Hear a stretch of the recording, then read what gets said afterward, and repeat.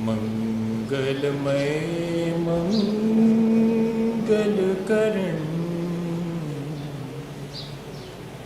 वीतराग विज्ञान नमो ताहि जाते भये अरहंतादिमः जो विद्यादि सागर सुधी जो विद्यादि सागर सुधी गुरु हैं हितैषी शुद्धात्म में निरत नित्य हितोपदेशी वे पाप ग्रीष्म ऋतु में जल हैं सयानी पूजूं उन्हें सतत केवल ज्ञान पाने पूजूं उन्हें सतत केवल ज्ञान पाने। बोले भगवान महावीर स्वामी की, आचार्य कुंद कुंद स्वामी की, आचार्य गुरुवर विद्यासागर मुनि महाराज।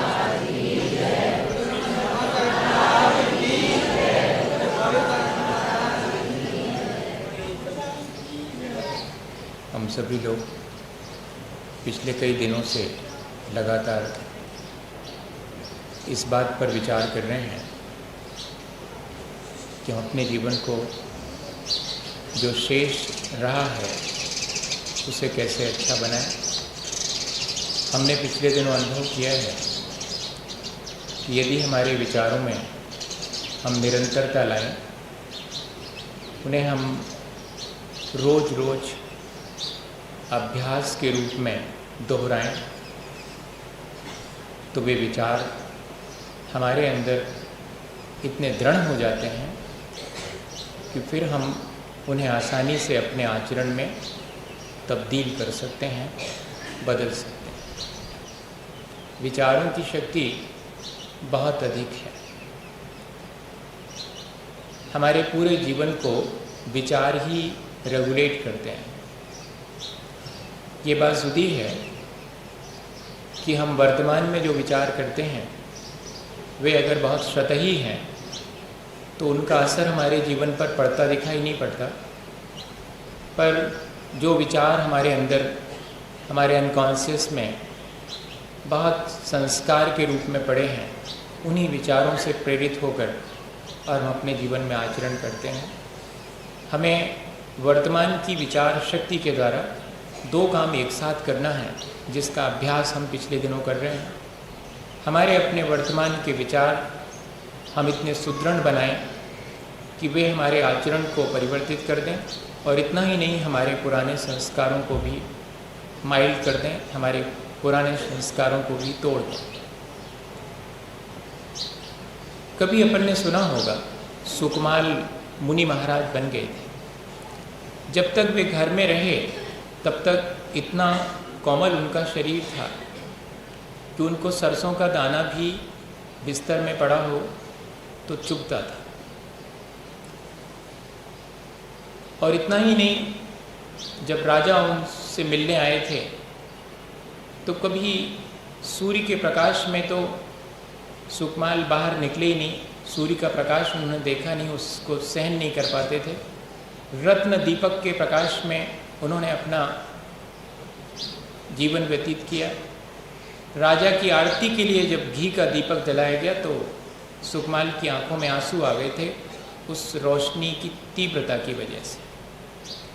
और जब खाना खाने बैठे थे तो रोज कमल पत्र पर चावल पका करके उन्हें खिलाए जाते थे, पर राजा के आने से इतने सारे चावल कमल पत्र पर पकना बहुत मुश्किल था, तो थोड़े चावलों को और अधिक चावलों में मिला करके उन्हें परोसा गया था।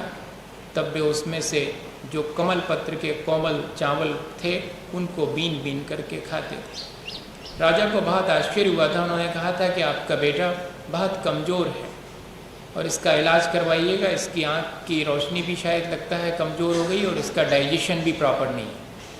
ऐसा सजेशन दिया था, लेकिन वो नहीं समझ पाए थे कि ये शरीर की सुकमालता नहीं है, ये भीतर बैठी हुई आत्मा की जो अनंत शक्ति है उसको मोह ने ढक लिया है और कुछ भी नहीं है। और एक दिन उन्हीं सुकमाल के जीवन में ये आया था कि जब अपने ही पिता की सुबह सुबह भगवान की भक्ति उनके कानों में पहुंची थी तो संसार से विरक्त हो गए थे और अपनी ही जीवन साथी के साड़ियों को बांध बांध करके खिड़की से नीचे उतरे थे और पांव पैदल चल के, जबकि पैर लहूलुहान हो रहे हैं, और मुनि महाराज के पास पहुंच गए थे और फिर दीक्षित होकर के ध्यान में इस तरह लीन हो गए थे कि 3 दिन तक श्यालिनी अपने दोनों बच्चों के साथ उनका पैर खाती रही और वो जब तक नीचे गिर नहीं गए पूरे पैर खा लेने के बाद, तब तक वो ध्यान से विचलित नहीं हुए और इसी बीच में उनको केवल ज्ञान। आश्चर्य लगता है ना इस घटना को सुनकर के। एक तरफ इतनी सुकुमालता, इतना डेलिकेट शरीर, और एक तरफ उसी शरीर से ऐसी तपस्या कि आत्मा की अनंत शक्ति प्रकट हो गई। विचार की शक्ति बहुत अधिक है। हम एक बार अपनी हार मान लेते हैं तो फिर जीतने के सारे अवसर अपने हाथ से हम खो देते हैं, और एक बार यदि हम ये विश्वास कर लें कि हम जो चाहें वो कर सकते हैं, हम अपने जीवन को बहुत ऊंचा उठा सकते हैं, तो ये जो विचार की शक्ति है, और अगर इसको हम निरंतरता दें तब तो उसमें और अधिक दृढ़ता आती चली जाती है। ऐसी इस विचार की शक्ति से हम अपने जीवन को पूरा परिवर्तित कर सकते हैं। Knowledge is transformation. लिखा हुआ है कि ज्ञान वही है जो पूरे जीवन को परिवर्तित कर दे। मस्तिष्क में तो हमारे बहुत सा ज्ञान है, लेकिन वास्तविक ज्ञान वो है जो हमारे पूरे जीवन को परिवर्तित कर दे। हम उसी ज्ञान की प्रक्रिया को, उसी विचार की प्रक्रिया को निरंतरता दे रहे हैं। रोज रोज एक ही दिशा में विचार करते हैं और एक ही दिशा में किया गया विचार हमें उस दिशा में धीरे धीरे करके आगे बढ़ने में मदद देता है। जैसे कि दीपक की लौ जलती हो और हवा चल रही हो तो लौ प्रकंपित होती रहती है, हिलती डुलती रहती है। उसके ऊपर हाथ रखो तो कोई ज़्यादा हीट नहीं मालूम पड़ती है, जलने की भी कोई संभावना नहीं है। लेकिन अगर वो लौ स्थिर हो जाए, हवाएं न चलें और वो बिल्कुल लौ स्थिर हो, फिर उस स्थिर लौ पर हाथ रखिएगा, क्षण भर के बाद हटाना पड़ेगा, जलन होना शुरू हो जाए। कपती हुई लौ जैसे कि अपनी सामर्थ्य खो बैठती है, ऐसे ही विचारों की जो बार बार परिवर्तन की हमारी आदत बन गई है, झट से इस विचार से उस विचार पर, उस विचार से इस विचार पर नहीं, अगर हम विचारों को एक दिशा में एकाग्र होकर के और ले जावें तो वे विचार हमारे अंदर बहुत शक्ति, बहुत ऊर्जा उत्पन्न करते हैं। पिछले दिनों हमने एक विचार इस कांटेक्ट में आने वाले संसार के बारे में किया था। जो जो चीज़ें, जो जो वस्तुएं, जो जो व्यक्ति हमारे कांटेक्ट में आते हैं, हमने देखा कि वे हमारे देखते देखते या कि बाद को वे नष्ट हो जाते हैं। हमने अनुभव किया कि हाँ सचमुच ऐसा ही है, यहाँ जो कुछ भी दिखाई पड़ता है वो सब क्षण भंगुर है। इसके बावजूद भी हमने उससे ये मैसेज लिया कि उस क्षण भंगुर के बावजूद भी कुछ है जो कि शाश्वत है। मैं उस क्षण भंगुर को देख करके और व्यथित भी नहीं हूँ, और मैं उस क्षण भंगुर को शाश्वत बनाने की व्यर्थ चेष्टा करके असफलता पा करके निराश भी नहीं हूँ। मैं जो शाश्वत है उसे ठीक पहचानूँ और उस शाश्वत को प्राप्त करने की कोशिश करूं, और क्षण भंगुर को क्षण भंगुर मान करके सिर्फ उसका उपयोग करूं, उसमें इंडल्ज नहीं हो। हमने इस विचार को आगे बढ़ाया। मन में आया कि ठीक है, ये सारी चीज़ें, वस्तु और व्यक्ति क्षण भंगुर हैं, लेकिन इनमें शरण तो खोजी जा सकती, ये सहारे तो बन सकते हैं। जितने भी संयोग हैं वे सब क्षण भंगुर हैं, लेकिन हम थोड़ा बहुत सहारा तो इनसे पा सकते हैं। हमने सहारा लेकर के भी देखा, लेकिन उसकी भी एक सीमा है, उसके बाद वे भी हमें सहारा नहीं दे पाते हैं।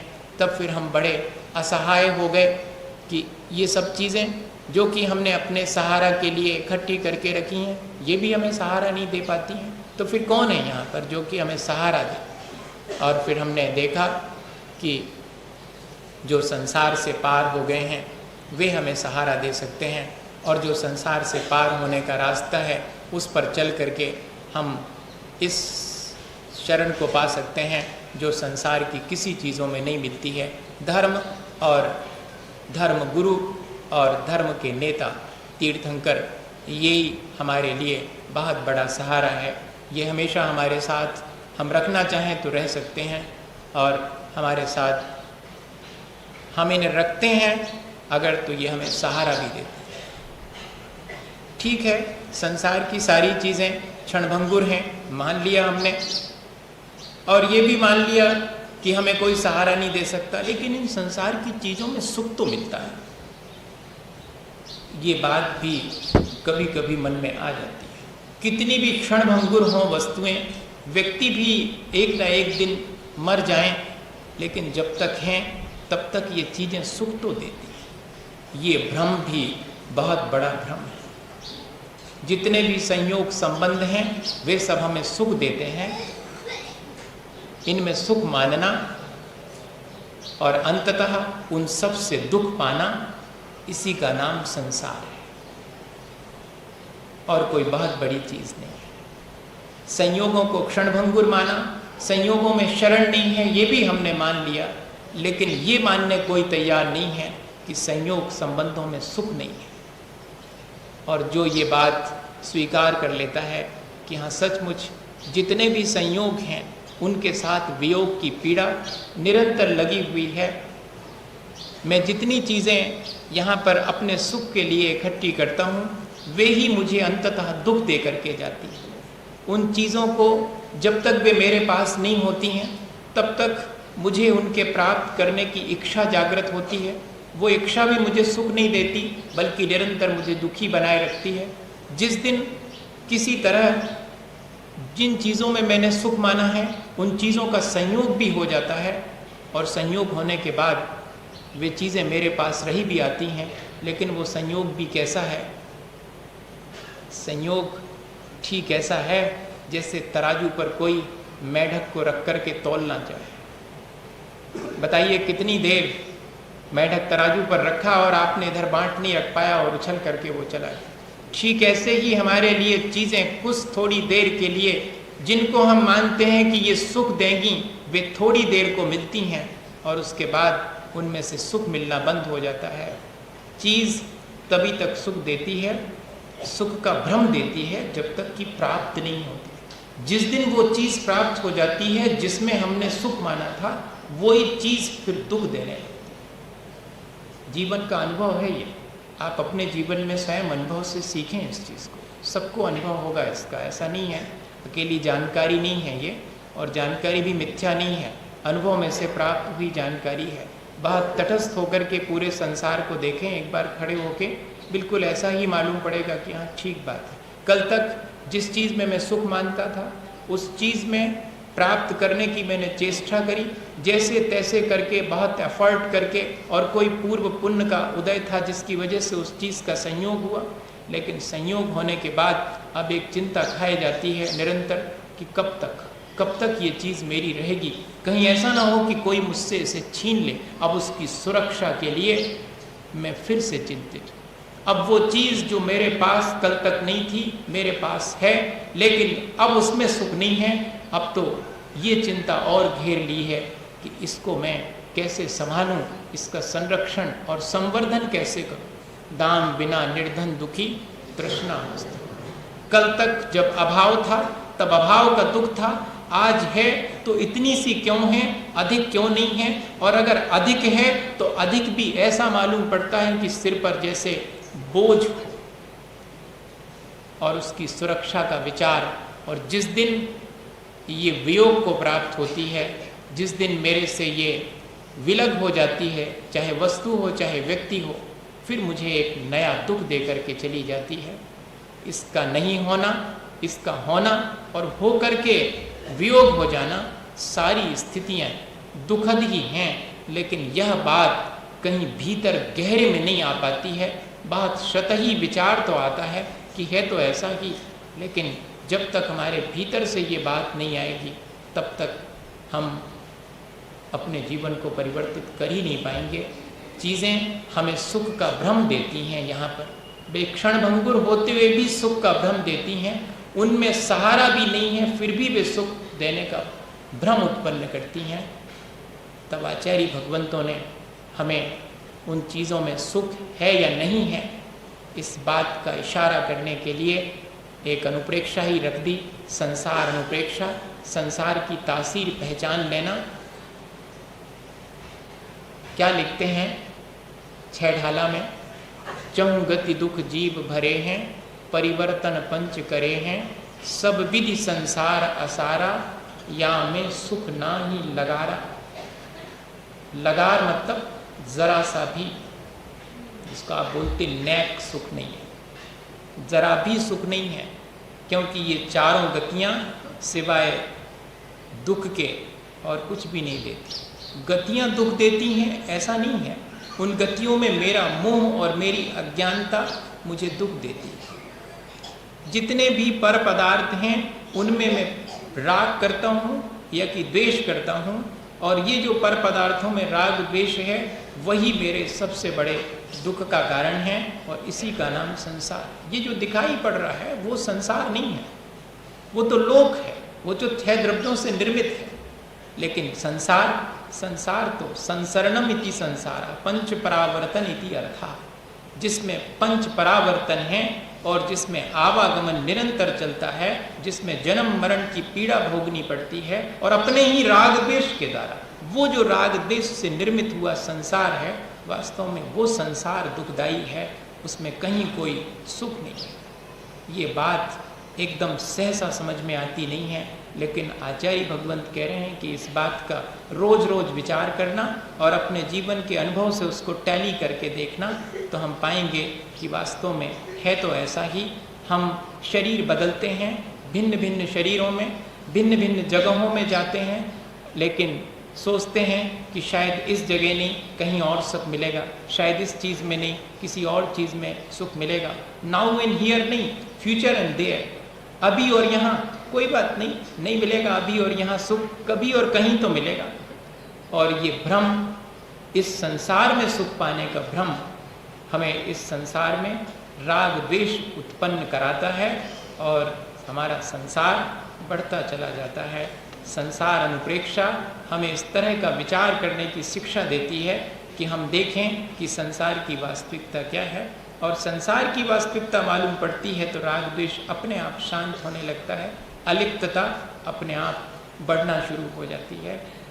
संसार में अगर सुख होता तो लास्ट मूवमेंट पे जाकर के आचार्यों को ये नहीं लिखना पड़ता।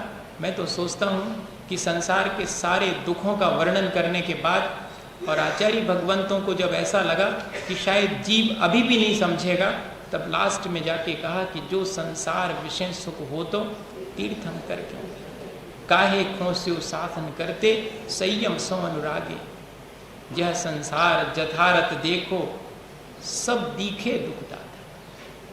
मैंने इस संसार की यथार्थता को जान लिया है, यहाँ हर सुख के पीछे दुख मिला हुआ है। ठीक ऐसे ही जैसे कि कोई तलवार पर मीठी वस्तु लगा करके उसे चाटे तो क्षण भर को तो मीठापन सुख दे जाता है, लेकिन जिह्वा कटने की तकलीफ भी उसी के साथ भोगना पड़ती है। भोग बुरे भव रोग बढ़ावे, बैरी हैं जग जी के, बेरस होए विपाक समय अति, सेवत लागे नीके।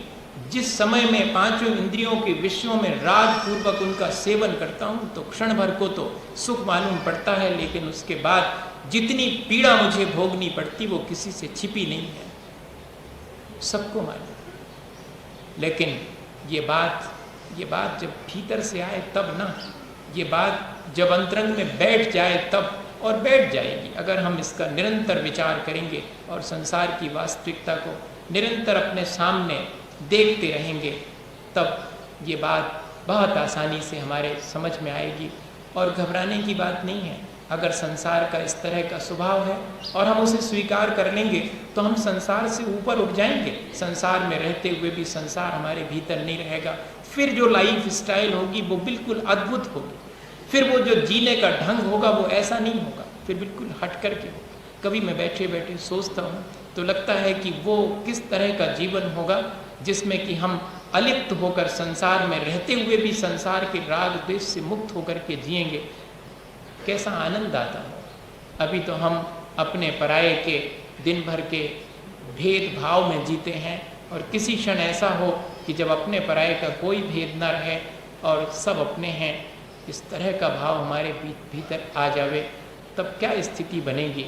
वो वास्तव में संसार अनुप्रेक्षा का मैसेज वही है कि इस संसार में रहना, लेकिन अलिप्त होकर के रहना, इस संसार में सुख पाने का जो भ्रम है, वो जो संयोगों की निरर्थकता है, वो मालूम पड़ जाए और संसार की वास्तविकता मालूम पड़ जाए, इतना ही पर्याप्त है। कोई ऐसा नहीं है कि चारों गतियों में दुख ही दुख है, इसलिए छोड़ दो इन सबको और चलो कहीं और चलें।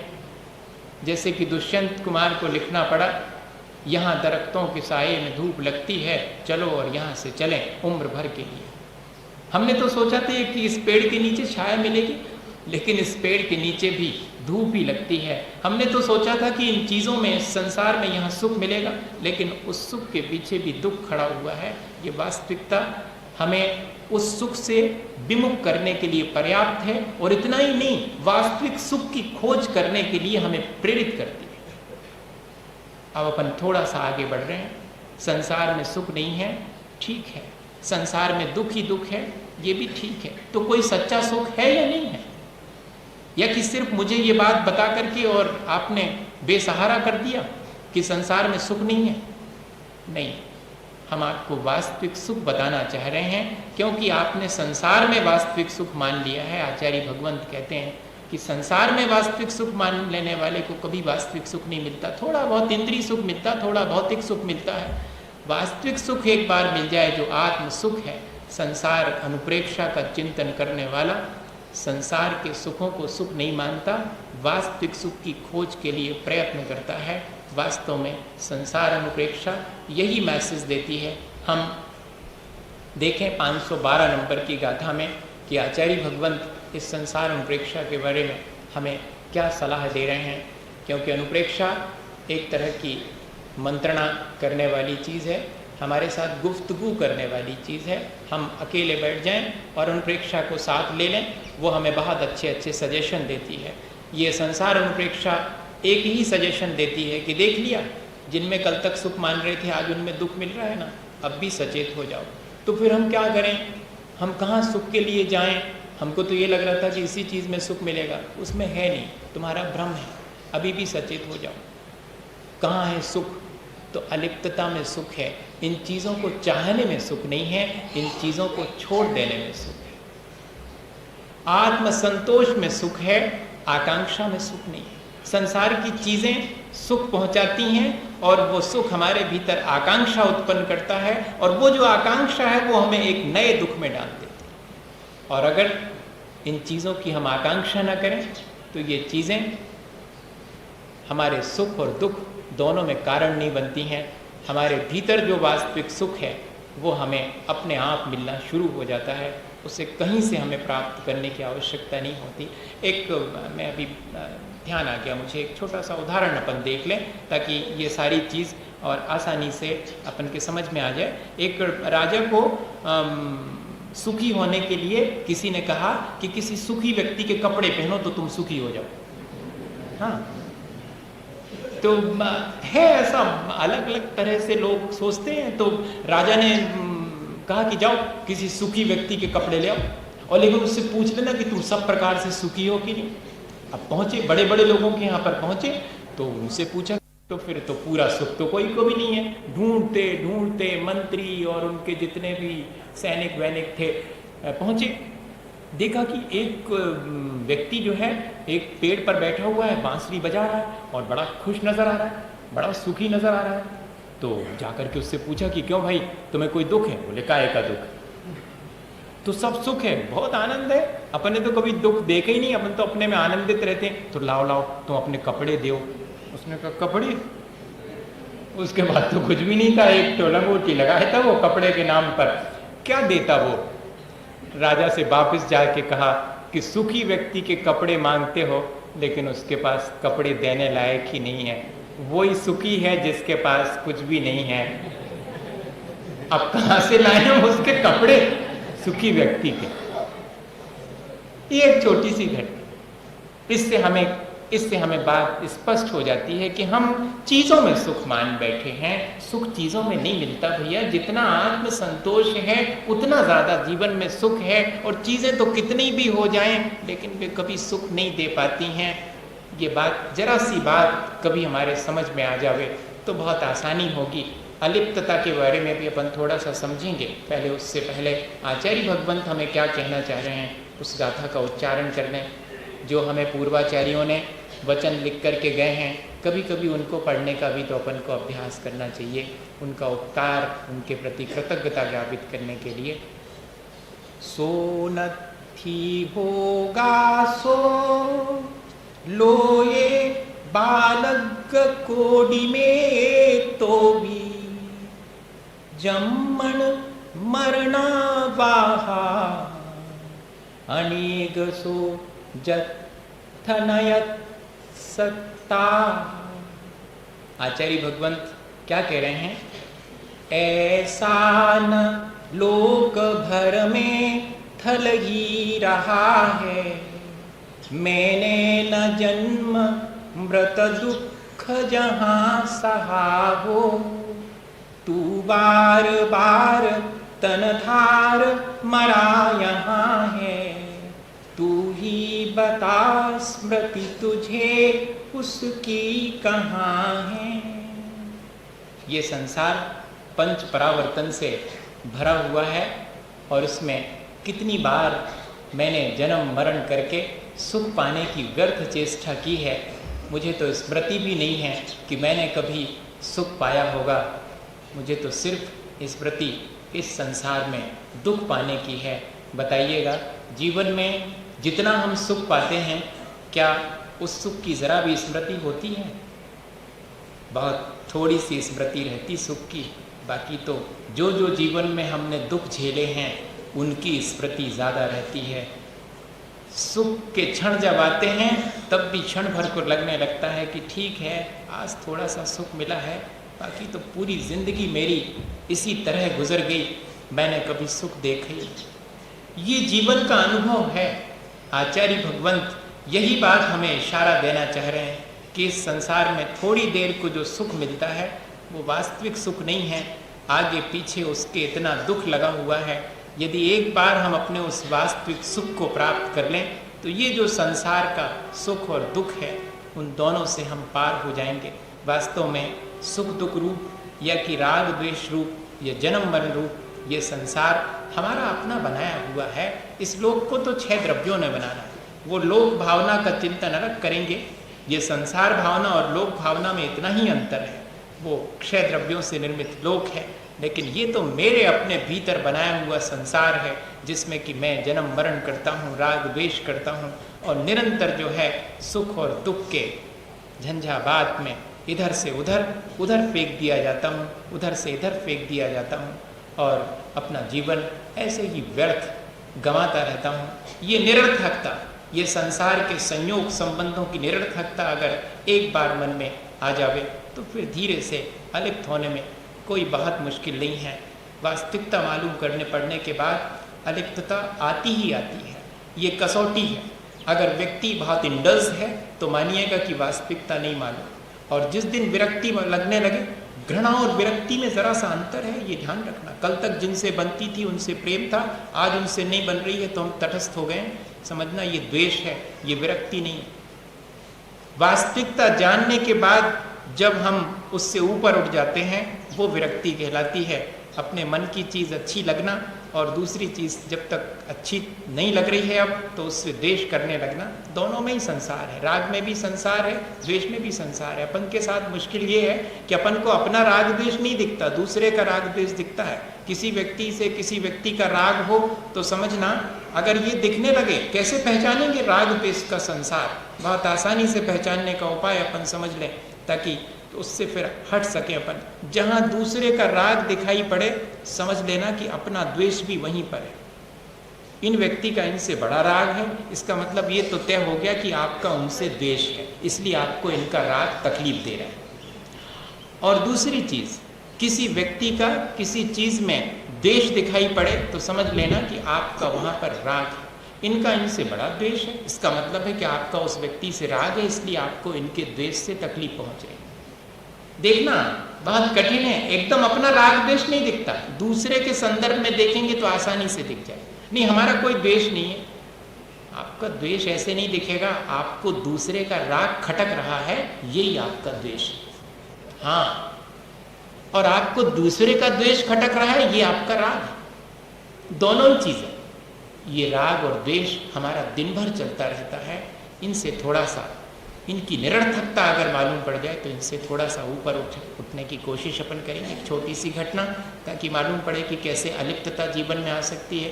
समय तो हो ही जाता है, मैं अब मजबूर हो जाता हूँ समय के लिए कि मुझे रोज़ कहने में भी संकोच लगता है कि मुझे देर हो गई, लेकिन 10 मिनट तो ज़्यादा हो गए।